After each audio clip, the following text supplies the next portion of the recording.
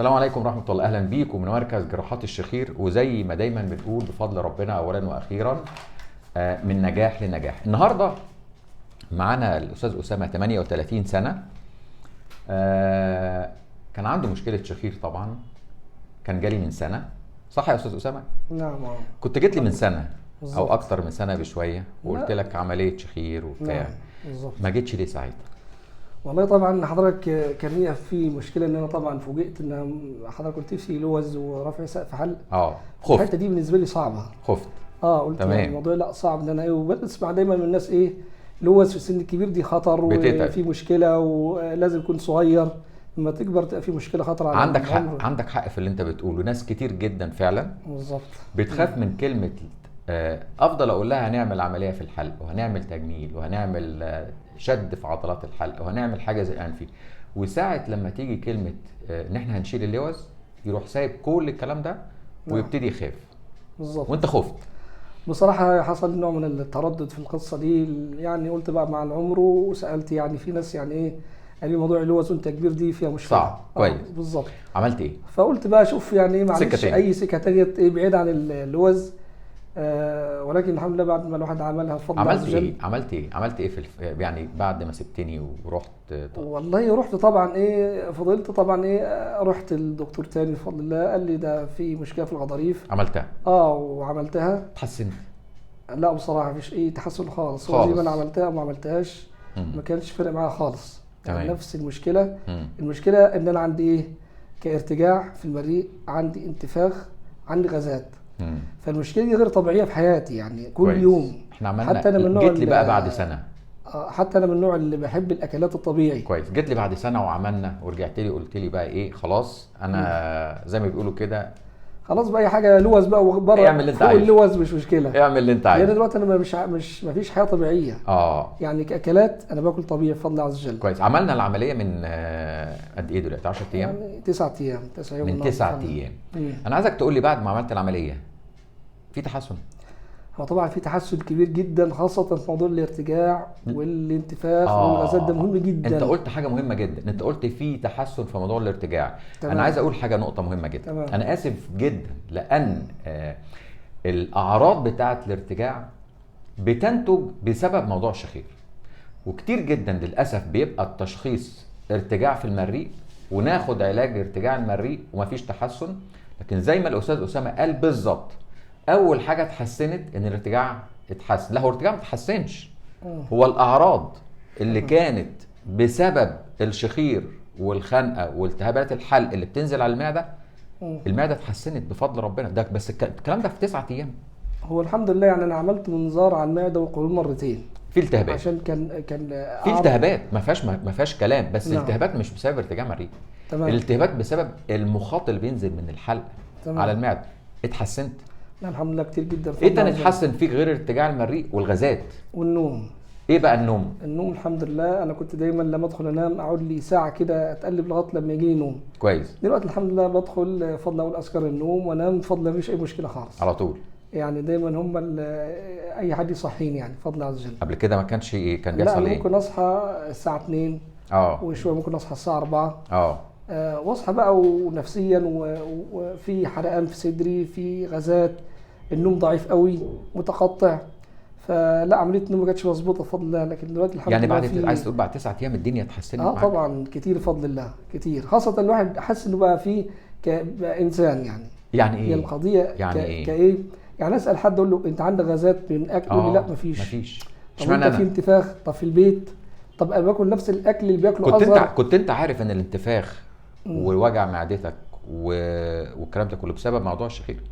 انا قلت لك لما جيت لي حضرتك قلت لي انه في قلت لك من سنه. تمام بالظبط. صدقتني؟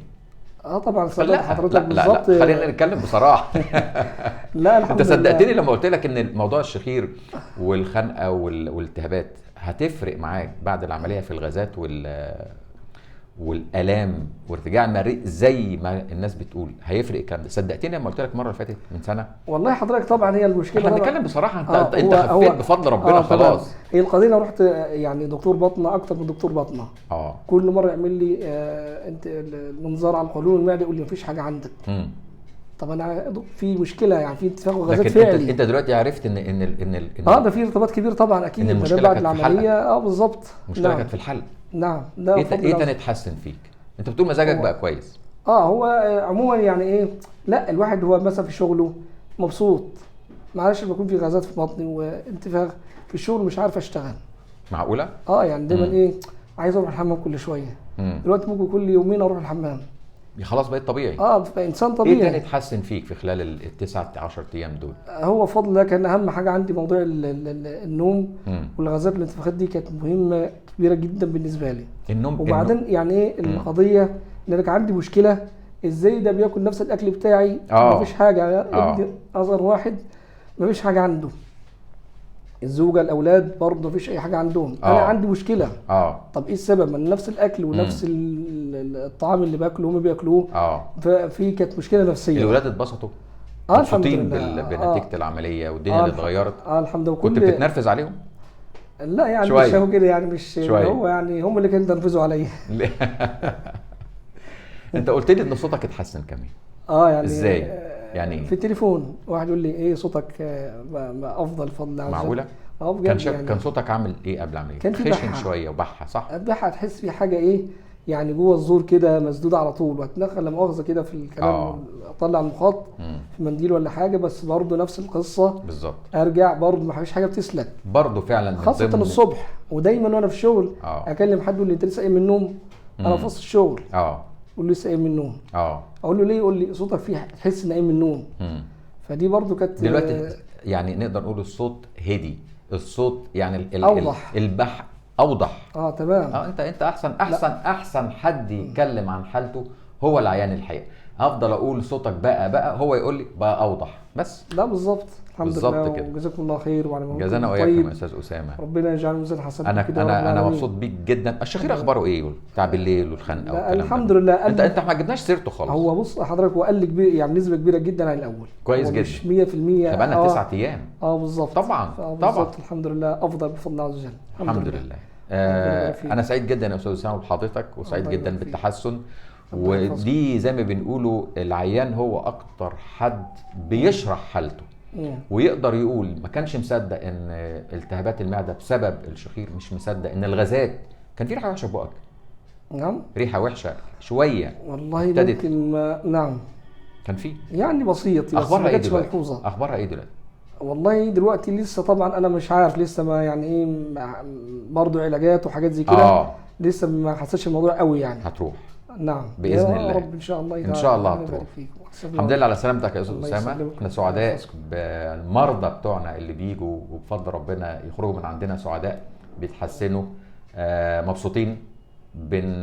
بنغير اللايف ستايل بتاع حياتهم، بنغير حياتهم للاحسن للاهدى. كلامي صح؟ مظبوط. حسيت بكده؟ لا فرق كتير. وبعدين هي مشكله ان الناس كتير بيعانوا من القصه ديت، ولكن بيدور بطنه ويدور قولون ويدور هنا وهنا، وما يشوفش موضوع اللوز ديت ان فيها مشكله. يعني اقتنعت ان موضوع اللوز ده مهم نعم. في موضوع الشخير والخنقه ومشاكل المعده والغازات والكلام ده. بس لازم حضرتك الناس لازم تغير فكرتها ان اللوز ما تنفعش الا بعد ما انت غيرت فكرتك بعد سنه. بالظبط. انا قعدت فتره بقى الناس بتتكلم. هي المشكله في ناس بتتكلم، والناس المشكله ان هي معتبر اللوز ديت في الكبر دي ما تنفعش تتشال. انت مش كبير، ده انت 38 سنه يا راجل. كبر ايه؟ ما بقى معتبرين بقى فوق ال 10 12 سنه. لا كبير يعني. عندنا اللوز لغايه 80 سنه بتتشال. الناس اللي انت عملت عمليه اقول لهم شلت اللوز.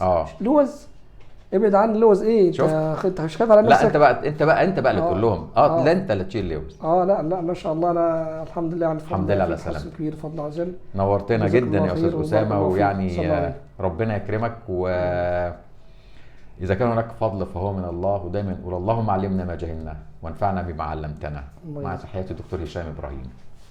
بارك الله فيك. جزاكم الله.